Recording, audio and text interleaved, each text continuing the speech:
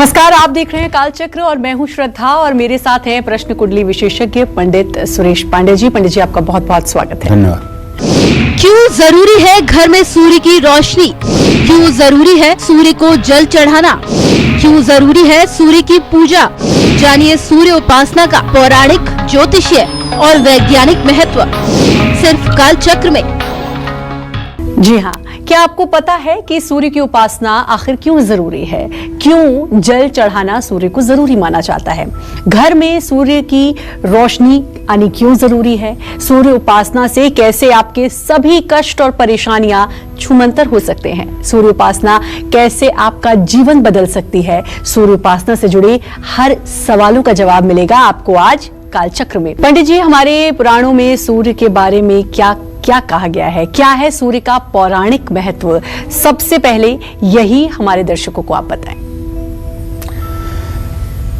सूर्य के पौराणिक महत्व के बारे में यही कहना चाहूंगा कि सूर्य ब्रह्मांड की केंद्रक शक्ति है जो संपूर्ण सृष्टि को गति प्रदान करते हैं। कलयुग के एकमात्र प्रत्यक्ष देवता हैं सूर्य देव। ऋग्वेद में सूर्य को स्थावर जंगम की आत्मा कहा जाता है। सूर्य आत्मा जगत तस्थु, ये ऋग्वेद की ऋचा है। वैदिक युग से अब तक सूर्य को जीवन, स्वास्थ्य और शक्ति के देवता के रूप में मान्यता दी गई है। छांदोग्य उपनिषद में सूर्य को ब्रह्म स्वरूप माना गया है।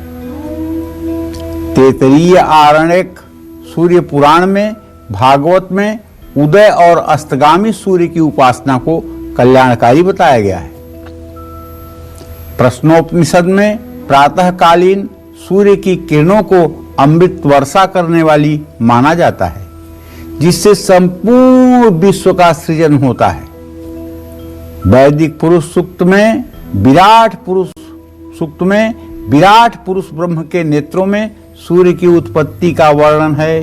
ओम सहस्रशीर्षः पुरुषः सहस्राक्ष सहस्रपाद स भूमिग्वं सर्वतः स्मृत्वा ततिष्ठत सांगुलम् पुरुषः वेद सर्व यदभूतं यच्च भाव्यम् उतामृत शेषानो जदनेन्नातिरोहति। तो अथर्ववेद में कहा गया है कि सूर्योदय के समय सूर्य की लाल किरणों के प्रकाश में खुले शरीर बैठने से हृदय रोग तथा पीलिया जैसे रोग में लाभ मिलता है।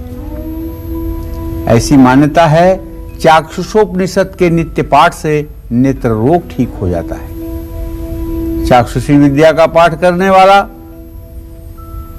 नेत्र रोग से मुक्त होता है और उसके खानदान में, उसके कुल में, उसके वंश में कभी कोई अंधा होकर के या अंधा पैदा नहीं होता है। जिस घर में सूर्य की उपासना की जाती है, चाक्षुषी विद्या का प्रातः सायं पाठ किया जाता है, उस घर में अगर 4 लोगों को चश्मा लग रहा है तो सारे चश्मे सूर्य ऐसी रोशनी आंखों में दे देता है कि कुछ दिनों के बाद चश्मों से भी निजात मिल जाती है। आप इसे प्रत्यक्ष करके देख सकते हैं। एक बच्चा जिसे मैं अच्छी तरह से जानता हूं, लगभग 10 महीने का था, उसके आंख की रोशनी खत्म हो गई और उसे सभी अस्पताल में यह कहा गया कि इसके आंख में आने वाला जो पानी था वो आना बंद हो गया है, इसलिए ये रोशनी आना असंभव है। उसके पिता ने चाक्षुषी विद्या का पाठ शुरू किया और वो नित्य सूर्य को अर्घ्य देकर चाक्षुषी विद्या का पाठ करते थे और ये पाठ 5 बार करते थे। 5 बार पाठ करने में 2 मिनट से ज्यादा नहीं लगेगा। पाठ करके अभिमंत्रित जल को तांबे के कटोरे में रख करके उससे बच्चे के आंख की धुलाई कर देते थे। 6 महीने बीता होगा, एक दिन बच्चा तख्त पर से गिर गया, इसलिए उसको दिखाई नहीं देता था और गिर करके रोने लगा। रोने के बाद उसके दोनों आंखों से अश्रुओं की धारा बह निकली। फिर बात घर में खुशी का माहौल हो गया। सब लोग उसे रुला कर देखने लगे कि अब आंस निकलती है कि नहीं। आंस निकलने लगी। उसके बाद में फिर मद्रास ले जा करके शंकरा चिकित्सालय में उसको दिखाया गया। वहाँ के डॉक्टरों ने कहा कि हाँ अब संभव है, अब इसकी रोशनी आ जाएगी, और आज वो बच्चा स्वस्थ होकर 24 साल का होकर के अपनी जिंदगी को जी रहा है ठीक ढंग से, और दोनों आंखें ठीक हैं। मैं अपने सभी दर्शकों से कहना चाहूँगा, देखो विश्वास से बड़ा कोई चीज नहीं होता है। भगवान पत्थर में नहीं होते हैं, भगवान विश्वास में होते हैं। आप अगर सूर्य की उपासना करके और चाक्षुषी विद्या का पाठ शुरू कर दें तो नेत्र विकार चाहे जितना भी कठिन होगा उसमें आपको राहत जरूर मिलेगी, लेकिन ये उपाय 2 दिन करने पर राहत नहीं मिलेगी। इस उपाय को कम से कम कुछ दिनों तक आपको कंटिन्यू करना होगा। सूर्य के दिन के 3 प्रहर साधना करने का विधान शास्त्रों में बताया गया है, लेकिन ये उन लोगों के लिए है जो लोग यति हैं, जो लोग साधु हैं, जो लोग योगी हैं। प्रातः संध्या, मध्याह्न संध्या और सायं संध्या, ये 3 संध्या वो लोग करते हैं जो गृहस्थ आश्रम में नहीं है। जो लोग गृहस्थ आश्रम में हैं उन्हें प्रातः संध्या और सायं संध्या, ये 2 प्रकार की संध्या करनी चाहिए, और दोनों संध्या में सूर्य को अर्घ्य देना चाहिए। सूर्य को अलग अलग समय में की गई साधना का फल भी अलग अलग प्राप्त होता है। सूर्य की सूर्योदय के समय की गई आराधना से आरोग्य की प्राप्ति होती है। दोपहर के समय की गई साधना से मान सम्मान प्रतिष्ठा की प्राप्ति होती है। शाम के समय की गई पूजा से कुछ विशेष मनोकामना की पूर्ति होती है। तो इस तरह से सूर्य को ज्योतिष शास्त्र में महर्षि पाराशर ने आत्मा का कारक ग्रह कहा है। आत्मा वै दिन कृते अत्रः बुधो बालत्व धीमतः, ये आत्मा का कारक ग्रह है और आत्मा ही परमात्मा का साक्षात्कार करती है, तो इसलिए इससे बड़ा कुछ हो ही नहीं सकता है।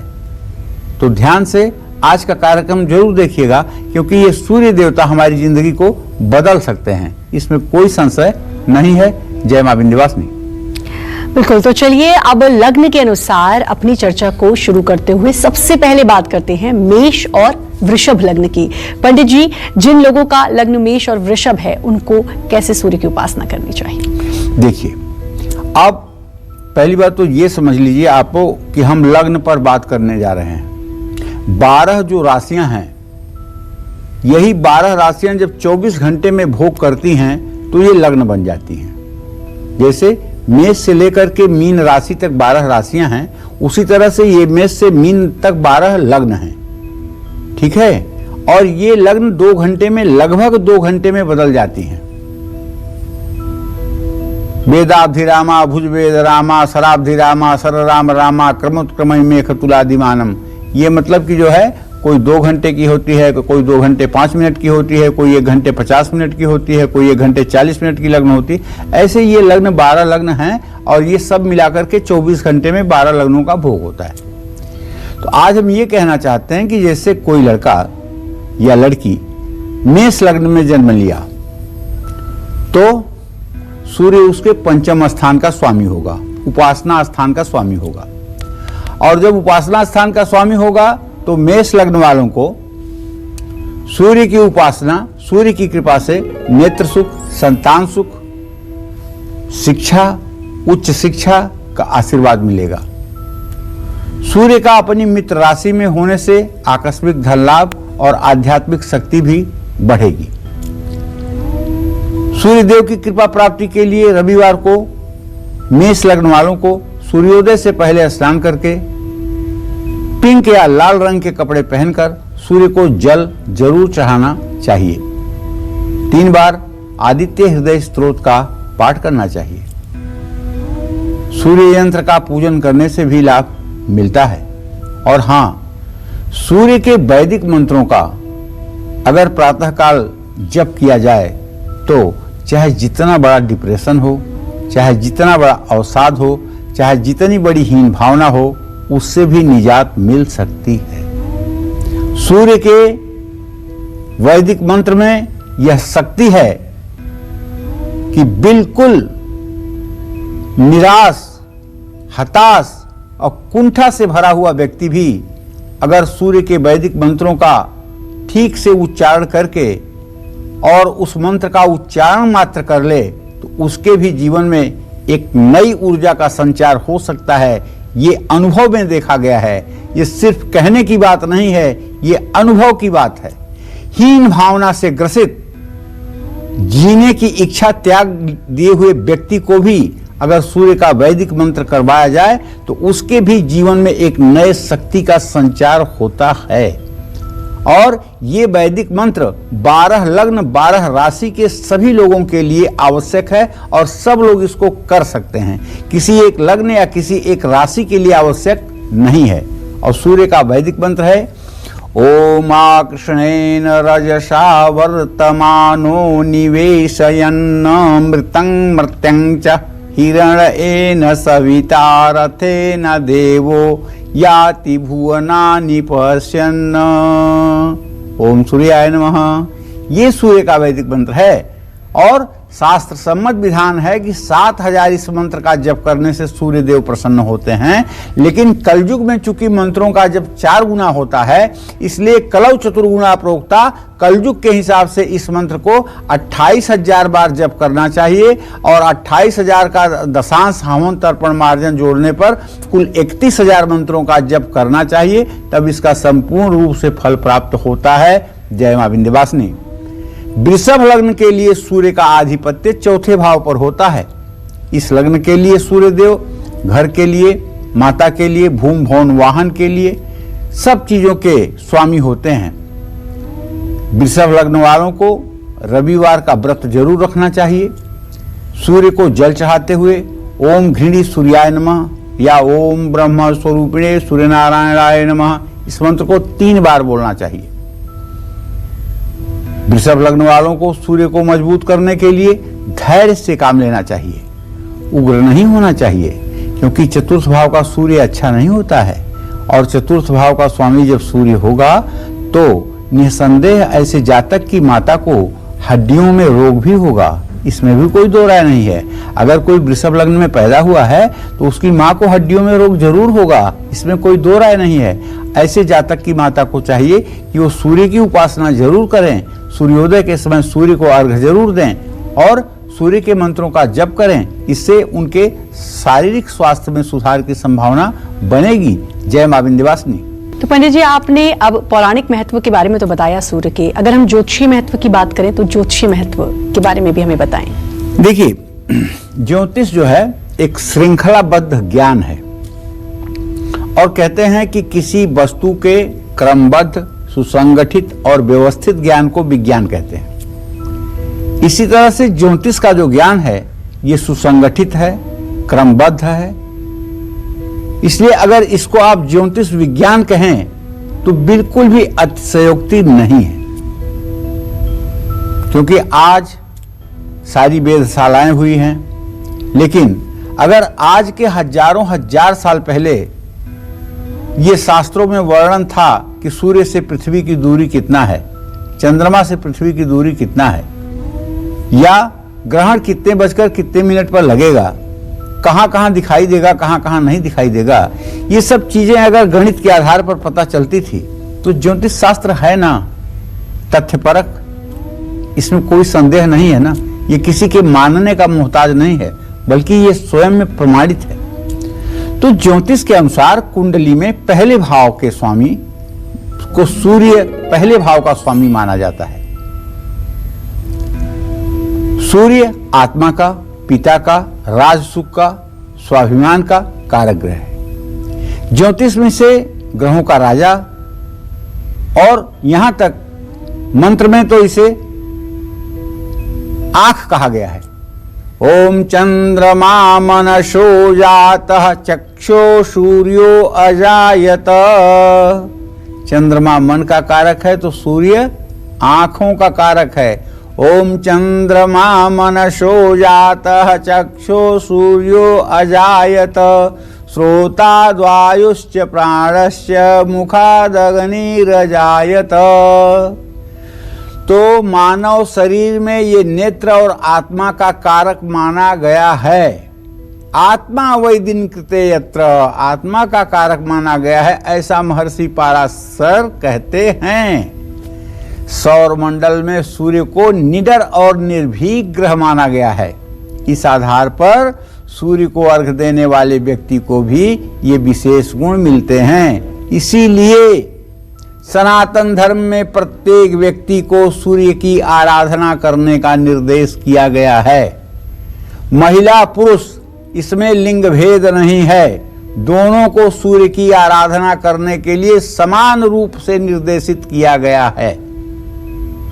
और ज्यों बच्चे का जनेऊ संस्कार हो जाता है त्यों वह प्रातः संध्या और सायं संध्या का अधिकारी बन जाता है और प्रातः सायं सूर्य को अर्घ्य देकर गायत्री मंत्र के जप का वो अधिकारी बन जाता है। अगर किसी व्यक्ति की कुंडली में सूर्य की स्थिति मजबूत है, हर दिन ऐसे व्यक्ति को सूर्य को अर्घ्य देने से आपके जन्म कुंडली में जो सूर्य का प्रभाव है वो इतना उत्तम हो जाएगा कि आपके आत्मविश्वास के सामने पूरी दुनिया नतमस्तक होगी। हाँ, अगर शनि की बुरी दृष्टि हो तो उसका प्रभाव कम हो जाता है। एक बात यही है कि सूर्य देव के पुत्र शनि देव हैं। शनि की दृष्टि जब सूर्य पर हो जाती है तब सूर्य थोड़ा पीड़ित हो जाता है, इसीलिए कहते हैं अर्केण मंदः, मतलब सूर्य को कौन पीड़ित करता है? मंद। कौन? शनि। शनि पीड़ित करता है।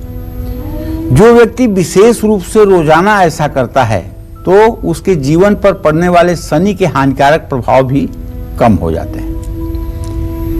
चंद्रमा में जल का तत्व निहित होता है और जब हम सूर्य को जल देते हैं तो न सिर्फ सूर्य बल्कि चंद्रमा से भी बनने वाले शुभ संयोग स्वयं ही व्यक्ति की कुंडली में विशेष रूप से सक्रिय हो जाते हैं।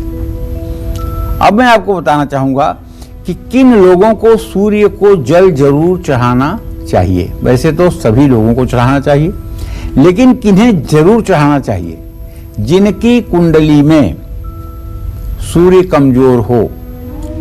कैसे जानेंगे कि सूर्य कमजोर है? आत्मविश्वास आपका कमजोर होगा, बात करते समय आप हकलाएंगे, सामने वाले से बात करते समय आप विषय को भूल जाएंगे, परीक्षा के समय आपको भय लगेगा, आप बीमार हो जाएंगे, कहीं जाने के पहले आप नर्वस हो जाएंगे। ये सब सूर्य के कमजोर होने के लक्षण हैं। देखिए कहीं ये आपके स्वभाव में मिलते तो नहीं हैं। अगर मिलते हैं तो जन्म कुंडली दिखवाइए, सूर्य कमजोर होगा। जो भीड़ देख करके घबरा जाते हैं, जो ज्यादा काम देख करके घबरा जाते हैं, जो हर समय निराशा की बातें करते हैं, जिनके मन पर हर समय नकारात्मक विचार हावी रहता है, जिन्हें हमेशा कोई अनजाना भय सताता रहता है, जिन लोगों को घर परिवार समाज में मान सम्मान पाना हो, उन सभी लोगों को सूर्य की उपासना जरूर करनी चाहिए। जपा कुसुम संकासम काश्यपेयम महाद्युतिम तमोवरीम सर्वपापघ्नम प्रणतोस्मि दिवाकर। ओम सूर्याय नमः। भाई, सूर्य पिता का कारक है। पिता का सम्मान करते हुए सूर्य की आराधना करने पर जीवन धन्य हो जाता है। जय मां विंध्यवासिनी। तो पंडित जी, आपने सूर्य का पौराणिक महत्व, सूर्य की उपासना का ज्योतिषीय महत्व भी बता दिया, आप जरा वैज्ञानिक महत्व भी बताइए।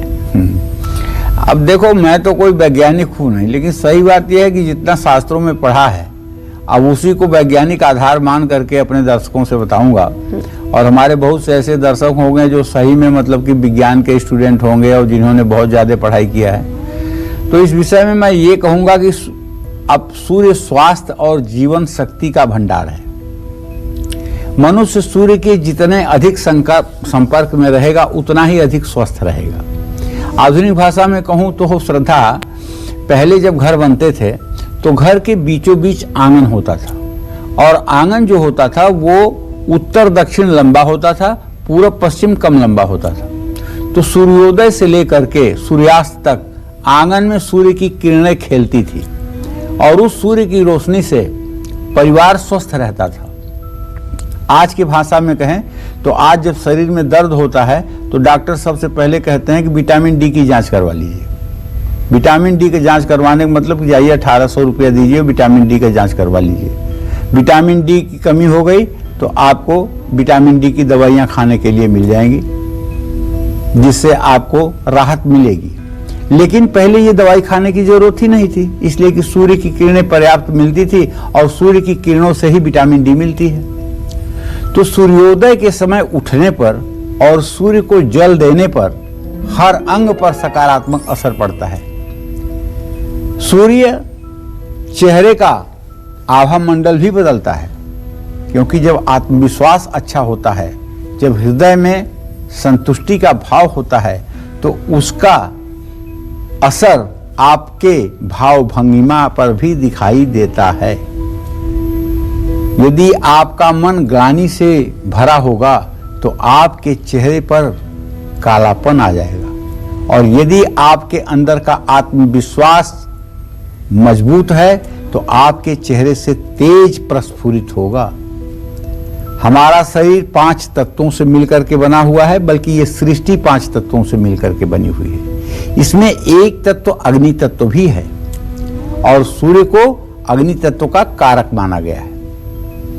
ऐसे में सुबह सूर्य को जल चढ़ाने से उसकी किरणें पूरे शरीर पर पड़ती हैं, जिससे हार्ट, स्किन, आंखें, लीवर, ब्रेन जैसे सभी अंग एक्टिव हो जाते हैं। सूर्य को जल चढ़ाने से और सूर्य नमस्कार करने से इम्यूनिटी बढ़ती है, शरीर में विटामिन डी की कमी दूर होती है।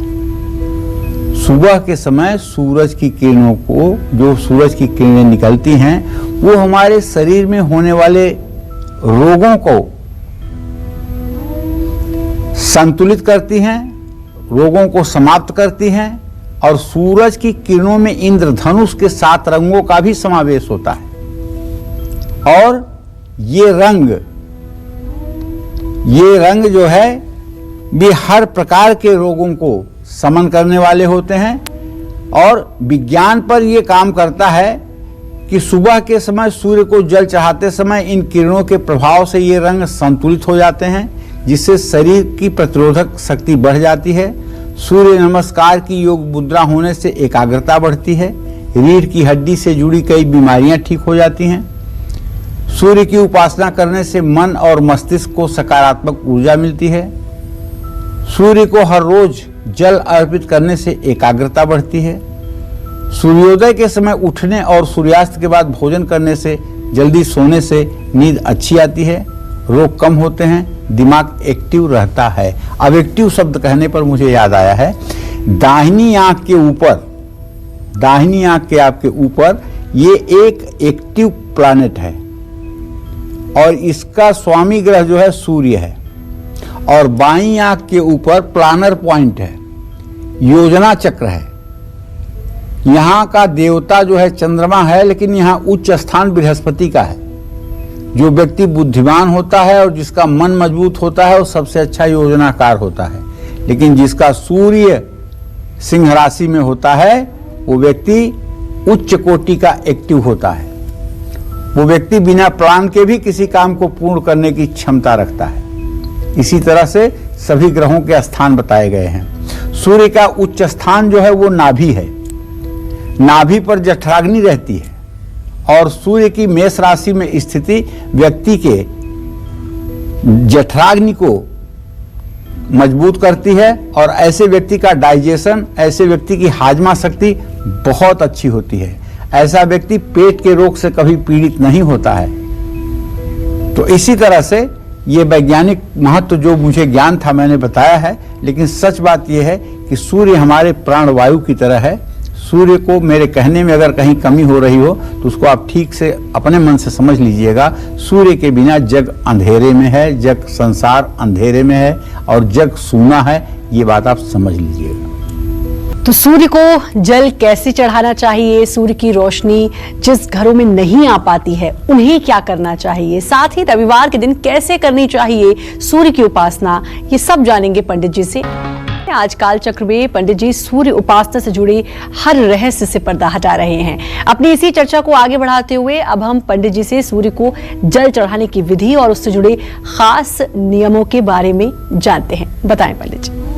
देखो, जिसे जल चढ़ाना कहते हैं उसी को सूर्यार्घ कहते हैं, उसी को अर्घ देना कहते हैं। उसकी शुद्ध भाषा यह है कि अर्घ देना, सूर्य को अर्घ देना। रविवार तथा सप्तमी तिथि को भगवान सूर्य को अर्घ देने का विशेष महत्व शास्त्रों में बताया गया है। कुशा के आसन पर खड़े होकर सूर्य को जल अर्पित करना सबसे शुभकारी होता है। सूर्य को जल चढ़ाने के लिए शीशा, प्लास्टिक और चांदी के बर्तन का उपयोग न करें। सूर्य को जल चढ़ाने के लिए तांबे, पीतल और कांसे के लोटे का उपयोग आप कर सकते हैं। तांबे के बर्तन में भूल करके भी आप चीनी, गुड़ या शहद नहीं डालेंगे, ध्यान रखिएगा। तांबे के बर्तन में कभी भी सूर्य को अर्घ दे रहे हैं तो उसमें चीनी, गुड़, मिश्री या शहद नहीं डालेंगे। उसमें आप जल के साथ लाल फूल, दुर्वांकुर, अक्षत, हल्दी, रोली ये सब चीजें आप डाल सकते हैं, लेकिन गुड़, चीनी, मिश्री और शहद ये ना डालें, क्योंकि तांबे के संपर्क से ये मीठी वस्तुएं मदिरा का काम करती हैं, इसलिए वो जल दूषित हो जाएगा। दोनों हाथों को हृदय के पास लाकर सूर्य को जल देते हुए ये ध्यान रखें कि उसमें सूर्य की किरणों की धार जरूर दिखाई दे। किसी दिन सूर्य नजर ना आए तो भी पूर्व दिशा की ओर, ईशान कोण की ओर मुंह करके जल चढ़ाएं। कुछ लोग कहते हैं पंडित जी हम तो मतलब कि ऐसे बिल्डिंग में रहते हैं जहां चारों तरफ से सूरज की रोशनी ही नहीं आती है, तो हम कैसे जल दें? तो मैं आपसे कहना चाहता हूं, आप अपने मोबाइल में कंपास लगाइए और देखिए कि आपके घर का नॉर्थ ईस्ट का डायरेक्शन कौन सा है। जो नॉर्थ ईस्ट का आपके घर का डायरेक्शन है, पूर्व उत्तर के कोने का डायरेक्शन है, सूर्योदय के समय ठीक उसी दिशा में आप खड़े होकर के सूर्य को जल दें।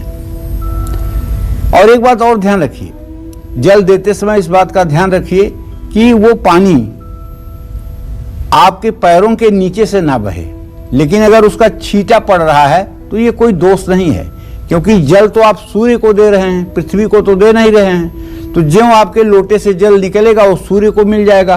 पृथ्वी का स्पर्श होने के बाद अगर जल आप तक पहुंच भी गया तो इसका दोष आपको नहीं लगेगा। हाँ, आपके आसन पर सूर्य का जल अगर आता है तो कोई बुराई नहीं। सूर्य की उपासना हर दिन तो करनी ही चाहिए, लेकिन कब सूर्य उपासना करने से आपको सबसे ज्यादा लाभ मिलेगा ये भी मैं वैसे बताना चाहूंगा। लेकिन सचमुच में सनातन धर्म में 365 दिन सूर्य की उपासना को आवश्यक बताया गया है। सूर्य की उपासना को 365 दिन अर्थात वर्ष के हर दिन सूर्य उपासना अत्यावश्यक बताई गई है। जिस तरह से स्नान करना और भोजन करना आवश्यक है, उसी तरह से सूर्य उपासना भी आवश्यक है। सूर्य की पूजा उपासना अगर सूर्य के नक्षत्र उत्तरा, फाल्गुनी, उत्तराषाढ़ा और कृतिका में की जाए तो बहुत लाभ मिलता है। सूर्य के इन नक्षत्रों में ही सूर्य के लिए दान पुण्य करना चाहिए। संक्रांति का दिन सूर्य साधना के लिए सर्वोत्तम माना जाता है।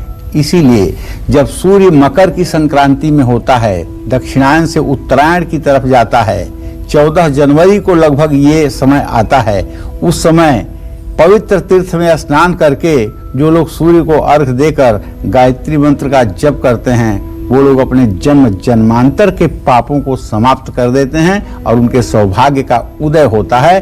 इसमें संशय नहीं है। जय मां विंध्यवासिनी। जी पंडित जी, और अब बात करते हैं मिथुन और कर्क लग्न वालों की कि उनको सूर्य की उपासना कैसे करनी चाहिए, बताएं। चलिए, तो मिथुन लग्न वालों को बताऊं कि यदि आपका जन्म मिथुन लग्न में हुआ है तो सूर्य का आधिपत्य आपके जन्म कुंडली के तृतीय भाव पर, भाई बहन के भाव पर होगा।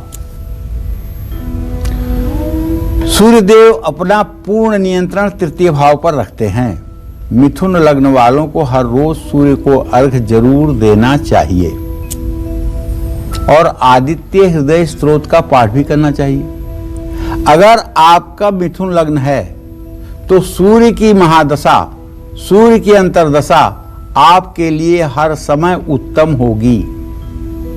आप कहेंगे कैसे? तो ये जान लीजिए। अगर आपका मिथुन लग्न है तो आपके तृतीय भाव का स्वामी सूर्य होगा और तीसरे, छठवें, 11वें स्थान का स्वामी अगर सूर्य हो और उसकी महादशा चले तो व्यक्ति को हर प्रकार के राज सुख मिलते हैं, इसमें कोई संशय नहीं है। तो इस तरह से कर्क लग्न वालों के लिए जब बात करना चाहता रहा हूं तो सूर्य द्वितीय भाव पर आधिपत्य रखता है। दूसरा भाव कुटुंब का है, वाणी का है, मुंह का है, खान पान का है। तो कर्क लग्न वालों को रविवार के दिन व्रत करना चाहिए, क्योंकि द्वितीय भाव का सूर्य दाहिनी आंख में और द्वादश भाव का सूर्य बाईं आंख में तकलीफ देता है। और यहां तक कि अगर सूर्य के साथ शुक्र हो जाए द्वितीय या द्वादश भाव में, तो ऐसे बच्चे को बचपन में 2, 3 साल 4 साल की उम्र में ही चश्मा लग जाता है। और अगर सूर्य शुक्र के साथ होकर के पूर्ण रूपेण अस्त हो जाए तो ऐसा बालक जन्मांध भी होता है, दोनों आंखों की ज्योति समाप्त भी हो जाती है। तो सूर्य का द्वितीय द्वादश में होना ये अच्छी बात नहीं है। इसलिए कहना चाहूंगा कि अगर आंखों में तकलीफ है तो सूर्य को जल में सफेद मंदार के फूल डाल करके अर्घ्य देना चाहिए और आदित्य हृदय स्तोत्र का श्रद्धा पूर्वक 3 बार पाठ कर लेना चाहिए। इससे निसंदेह सकारात्मक प्रभाव आपके जीवन पर पड़ेगा। जय मां विंध्यवासिनी। और पंडित जी, जिन लोगों के घरों में सूर्य की रोशनी नहीं आ पाती है, वो सूर्य की उपासना कैसे करें, ये बताएं। देखो, सही बात तो यह है कि बहुत बड़ा वास्तु दोष है। जिन घरों में सूर्य का प्रकाश नहीं पहुंच पाता है वहां प्रतीकात्मक सूर्य देव की मूर्ति लगाने से सूर्य संबंधी दोष दूर होते हैं। या तांबे के वर्गाकार तांबे के पत्रे को ऐसा बनाएं कि वो कोई पीठ की तरह हो, ऊपर की तरफ उभरा हुआ हो और उस पर सूर्य की रश्मियां छपी हुई हों और बीच में सूर्य देव का चित्र बना हुआ है। इसे अगर पूरब की दीवार पर 7 फीट की ऊंचाई पर पूजा स्थान में लगाया जाए तो सूर्य की रोशनी जब घर में नहीं पड़ रही है तो उसका दोष भी इससे कम होता है। घर की उत्तर दिशा में सूर्य देव की मूर्ति या चित्र लगाने से घर में संपन्नता आती है। बच्चों के स्टडी रूम में सूर्य देव की मूर्ति या चित्र लगाने से बच्चे एकाग्र होकर पढ़ाई करते हैं। घर के ड्राइंग रूम में सूर्य देव का मूर्ति या चित्र लगाने से परिवार के सभी सदस्य स्वस्थ रहते हैं। इसी तरह से रसोई में तांबे की सूर्य प्रतिमा लगाने से अन्न धन की कमी नहीं रहती है। दुकान या ऑफिस में सूर्य प्रतिमा या सूर्य यंत्र लगाने से कारोबार में कभी नुकसान नहीं होता है। इन सब बातों को ध्यान में रख करके सूर्य यंत्र स्थापित किया जा सकता है। सूर्य नारायण की प्रतिमा स्थापित की जाती है। सनातन धर्म के तो प्राण हैं सूर्य देव। जब सूर्य देव अपना पदार्पण करते हैं तो हम एक्टिव होकर के अपने सारे कामों को करने लगते हैं और ज्यों ही सूर्य देव अस्ताचल की तरफ बढ़ते हैं त्यों ही हम विश्राम की मुद्रा में, भोजन करके आराम की मुद्रा में अपनी योजना बनाने लगते हैं। तो अगर ये कहा जाए कि सूर्य देव हमारे क्रियात्मक गुण के लिए एक जिम्मेदार प्लानेट हैं तो इसमें कोई अतिशयोक्ति नहीं है। और यहां तक बताऊं आपको कि जाड़े के दिनों में जब 10-15 दिनों तक सूरज की रोशनी जमीन पे नहीं आती है, कोहरे की वजह से, बादलों की वजह से, मौसम की वजह से, तो फसलें पीली होने लगती हैं। खेत में खड़ी फसलें जो हरी भरी लग रही थी वो पीली लगने लगती हैं। तो सूर्य की रोशनी से सिर्फ हम मानव का पोषण नहीं होता है बल्कि इन वनस्पतियों का भी पोषण होता है। पशु पक्षी जीव जंतु सभी सूर्य से ही पालित पोषित होते हैं, इसमें संशय नहीं है। जय मां विंध्यवासिनी। जी पंडित जी, और जिन लोगों का लग्न सिंह और कन्या है उनको सूर्य की उपासना किस तरह करनी चाहिए? देखो, सिंह लग्न वालों के लिए तो सूर्य की उपासना का बहुत बड़ा महत्व है, क्योंकि सिंह लग्न का स्वामी ही है सूर्य। और सूर्य अगर प्रथम भाव का कारक भी है तो ऐसे में सिंह लग्न वालों को जल में कुमकुम डालकर सूर्य को अर्घ देना चाहिए। सूर्य गायत्री मंत्र का जप करना चाहिए। इसी क्रम में जो कन्या राशि के जातक हैं, कन्या लग्न के जातक हैं, उन्हें सूर्य का आधिपत्य कुंडली के 12वें भाव पर होता है। इस लग्न वालों को सूर्य देव से अशुभ फलों की प्राप्ति होती है। सूर्य को प्रसन्न करने के लिए कन्या लग्न वालों को सूर्य षष्ठी के दिन सूर्य देव की पूजा जरूर करनी चाहिए और अपने आंख के रोगों से हर समय अपने को बचाते रहना चाहिए। जय मां विंध्यवासिनी।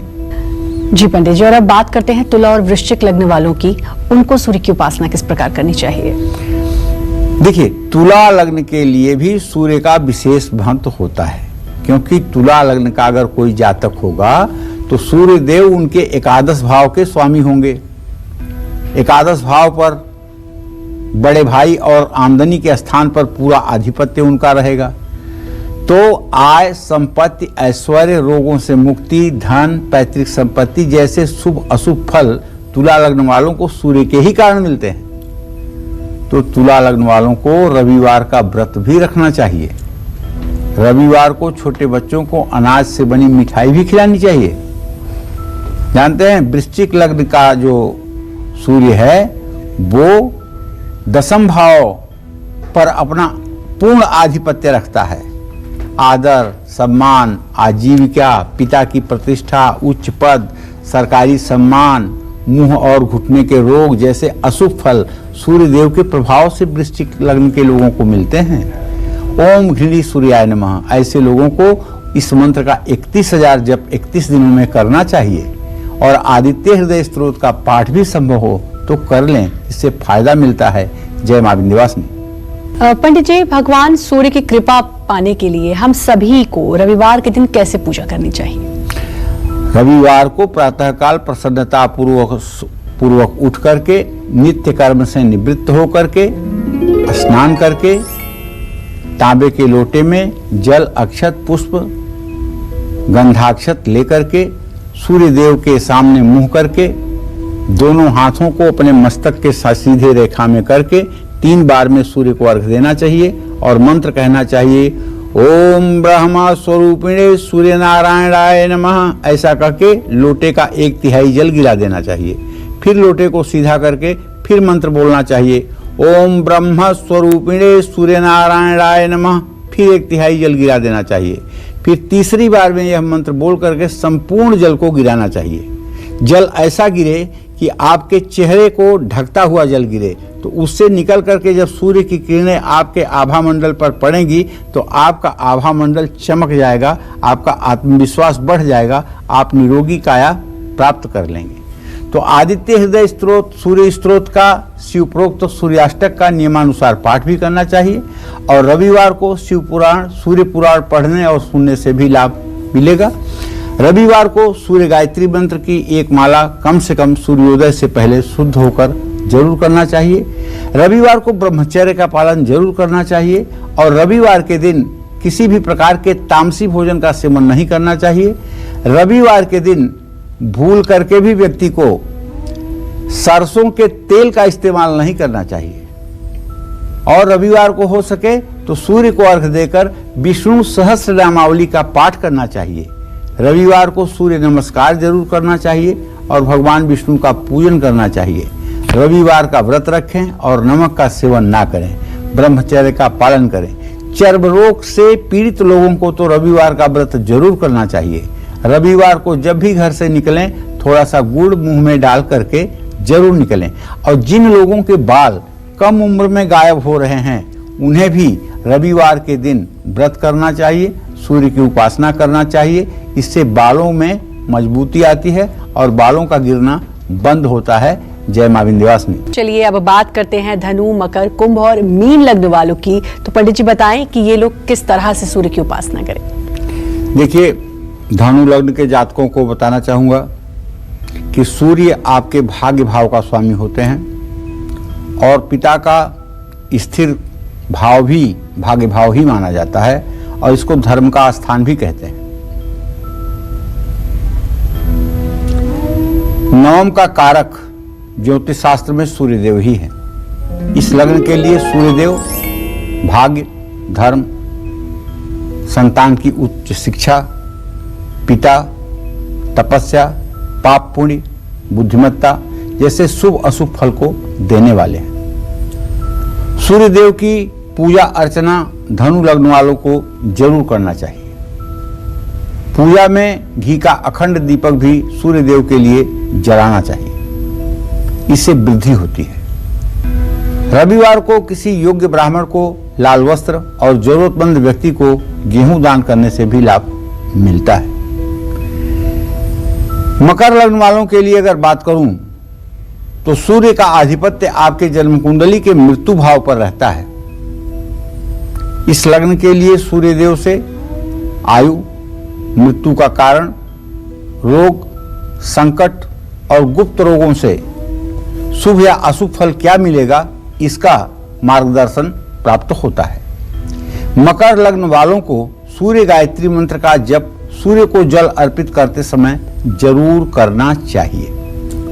आदित्य हृदय स्तोत्र का पाठ भी करना चाहिए, ये फायदेमंद होता है। लेकिन एक बात ध्यान रखिएगा, सूर्य और चंद्रमा कभी मारक नहीं होते हैं, इसलिए सूर्य मृत्यु भाव का स्वामी होते हुए भी मृत्यु नहीं देता है। इस बात का भी ध्यान देना आवश्यक होगा। जय मां विंध्यवासिनी। कुंभ लग्न वालों के लिए बताना चाहूंगा कि कुंभ लग्न में सूर्य का आधिपत्य कुंडली के 7वें भाव पर होता है। इस लग्न के लिए सूर्य देव से स्त्री, काम वासना, वस्तु का खोना, व्यापार, विवाह, सांसारिक संबंध, विदेश से मान सम्मान, जीवन में संकट, मारक भाव, बवासीर जैसे रोग भी दे सकता है। तो कुंभ लग्न वालों को काले तिल डालकर सूर्य को जल अर्पित करना चाहिए। सूर्य राहु शनि के साथ अगर सप्तम भाव में हो जाए तो ऐसे लोगों को, ऐसे लड़के लड़कियों के 2 से 3 विवाह होते हैं। सूर्य यदि मेष और सिंह राशि को छोड़ करके दूसरे किसी राशि में सप्तम भाव में हो जाए तो ऐसे जातक के पत्नी का स्वास्थ्य हर समय या पति का स्वास्थ्य हर समय कमजोर रहता है। तो चलिए, ओम घिरी सूर्याय नमः का मंत्र जप करके कुंभ लग्न के लोग अपने सूर्य को मजबूत कर सकते हैं। जय मां विंध्यवासिनी। मीन लग्न वालों को बताना चाहूंगा कि सूर्य का आधिपत्य आपके कुंडली के 6ठे भाव पर होता है। इस लग्न के लिए सूर्य देव से ऋण, रोग, बैरी, पीड़ा, संदेह, चिंता, शंका जैसा शुभ अशुभ फल जाना जा सकता है। सूर्य देव इस लग्न वालों को ज्यादातर शुभ फल ही देते हैं। मीन लग्न वालों को जल में लाल मिर्च के दाने डालकर सूर्य को अर्घ देना चाहिए। इससे रुका हुआ धन भी प्राप्त होता है और आर्थिक स्थिति मजबूत होती है। जय मां विंध्यवासिनी। और हमारे साथ कॉलर जुड़ चुकी है अलका मैनपुरी से। अलका, आप बात करें पंडित जी से। हेलो। हाँ बोलो अलका। हाँ जी पंडित जी नमस्कार। नमस्कार। मेरे 2 बच्चे हैं बेटे, वो बड़ी बेटी है और छोटा बेटा है। मैं बेटी के बारे में जानना चाहती हूँ। मेरी बेटी का जन्म 1997 में हुआ था और क्या बोलते हैं उसका भविष्य कैसा रहेगा और विवाह कब तक होगा। और बेटा का जन्म 2001 में हुआ और क्या बोलते हैं दिन है बृहस्पतिवार, बेटी का शनिवार है। और मेरे बेटे का भविष्य कैसा रहेगा और वो इंटर कर चुका है, उसके बाद अब वो क्या करे। देखिए, ऐसा है कि आपके बेटे का भविष्य बहुत अच्छा नहीं इसलिए कहा जा रहा है कि पढ़ने में बहुत अच्छा नहीं है। ये पढ़ने में मध्यम श्रेणी का स्टूडेंट है और इसलिए इसे पहली बात तो पढ़ाई में मन लगाना चाहिए और दूसरी बात अब 12वीं के बाद से ही इसे सरकारी नौकरियों के लिए, जिन नौकरियों के लायक है उसमें अभी से इसे अपने को सरकारी नौकरियों के लिए तैयार करना चाहिए। निसंदेह ये उपाय इसके लिए लाभकारी होंगे। और इस तरह से अगर देखा जाए तो अगर ये सूर्य को नित्य जल दिया करे तो इससे भी आपके बेटे को लाभ मिलेगा। बेटी का भविष्य ठीक है, लेकिन बेटी का भाग्योदय 24वें वर्ष में होगा। अभी वो 19 साल की हो रही है, अभी 5 साल के बाद ही उसका भाग्योदय हो पाएगा और 24वें साल में ही विवाह का योग बनेगा। जय मां विंध्यवासिनी। चलिए अपने स्पेशल सेगमेंट की शुरुआत करते हैं। पंडित जी, जैसा कि हम सब जानते हैं कि रविवार का दिन सूर्य का होता है, सूर्य की उपासना का होता है। इस दिन हमें किन बात का ख्याल रखना चाहिए? खासतौर पर खाने की बात करें तो क्या खाना चाहिए और किस चीज से परहेज करना चाहिए? देखिए, ऐसा है कि रविवार को गुड़ और गेहूं से बना रोट भगवान विष्णु पर चढ़ा करके किसी योग्य ब्राह्मण या भूखे व्यक्ति को देकर खुद भी उसका प्रसाद रूप खाने से सौभाग्य की प्राप्ति होती है। रविवार को सुबह भगवान सूर्य को अर्घ्य देकर गुड़ का सेवन करने से भाग्य में वृद्धि होती है। रविवार को बेसन से बने लड्डू या बर्फी लाकर सूर्य देव को भोग लगाकर सभी पारिवारिक सदस्यों को खिलाना चाहिए। रविवार को गुड़ की खीर बनाकर खुद भी खाएं और दूसरों को भी खिलाएं। गुड़ की खीर बनाना संभव ना हो तो गुड़ खाएं और खिलाएं भी। गुड़ की रोटी बनाकर खाएं, बैल या सांड को गुड़ और गेहूं खिलाएं। रविवार को राजमा के सेवन से रक्त संचार बेहतर होता है। रविवार को चुकंदर के सेवन से शरीर में जीवनप्रद ऊर्जा का संचार होता है। और इसी तरह से शनिवार की रात को सोने से पहले तांबे के बर्तन में पानी भरकर रख दें और रविवार को सुबह उठते ही इस पानी को पिएं। इससे आपके तन मन पर सूर्य का प्रभाव सकारात्मक पड़ेगा और बहुत से रोगों से निजात मिलेगी। रविवार को नमक का सेवन नहीं करना चाहिए। रविवार को ब्रह्मचर्य का पालन करना चाहिए। रविवार को सरसों के तेल का सेवन नहीं करना चाहिए। सूर्यास्त से पहले नमक का सेवन बिल्कुल न करें। रविवार को मसूर की दाल ना खाएं। जिन लोगों की कुंडली में सूर्य की दशा चल रही है उनको रविवार को मांसाहार का सेवन नहीं करना चाहिए। रविवार को लहसुन और प्याज का सेवन नहीं करना चाहिए। कांसे के बर्तन का इस्तेमाल भी नहीं करना चाहिए। इन सब चीज़ों का ध्यान रखना चाहिए। जय मां विंध्यवासिनी। जी पंडित जी, इतनी अहम जानकारी के लिए, खास जानकारी के लिए आपका बहुत बहुत धन्यवाद। और उम्मीद करते हैं आपको आज का हमारा ये विषय बहुत पसंद आया होगा। कल फिर एक नए विषय और आपकी परेशानियों को दूर करने के लिए ढेरों उपाय लेकर आएंगे हम पंडित सुरेश पांडे जी के साथ। तब तक कालचक्र की पूरी टीम को दीजिए इजाजत। देश दुनिया की खबरों के लिए देखते रहिए न्यूज़ 24। नमस्कार। नमस्कार, मैं हूं मानक गुप्ता। अगर आपको हमारा ये वीडियो पसंद आया हो तो इसे लाइक और शेयर जरूर करें। और हाँ, हमें सब्सक्राइब और फॉलो करना ना भूलें ताकि आप देश और दुनिया की कोई खबर मिस ना करें। तो जुड़े रहिए हमारे साथ और देखते रहिए न्यूज़ 24।